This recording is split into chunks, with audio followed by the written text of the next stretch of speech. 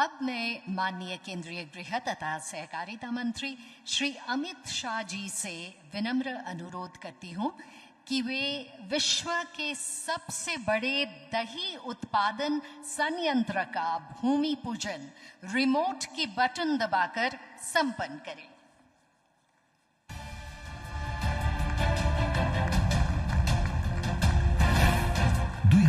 সালে পশ্চিমবঙ্গে শুরু হওয়া আমুলের যাত্রা আজ এক নতুন ও ঐতিহাসিক মাইল ফলকে উপনীত হয়েছে।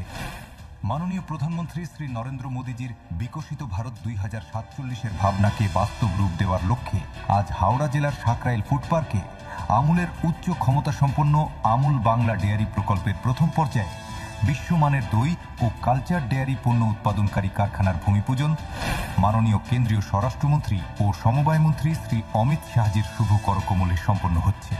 এই শুভ সূচনা প্রকল্পটিকে জাতীয় গুরুত্বের এক নতুন উচ্চতায় প্রতিষ্ঠিত করবে। আমুল বাংলা ডেয়ারি কেবলমাত্র একটি ডেয়ারি প্রকল্প নয়, এটি কৃষকদের আর্থিক সমৃদ্ধি, গ্রামীণ অর্থনীতির বিকাশ এবং পূর্ব ভারতে শ্বেত বিপ্লবের পরবর্তী অধ্যায়ের এক সুদৃঢ় ভিত্তি রচনা করবে। আমুল, কৃষকের শক্তি, উন্নয়নের নতুন দিশা।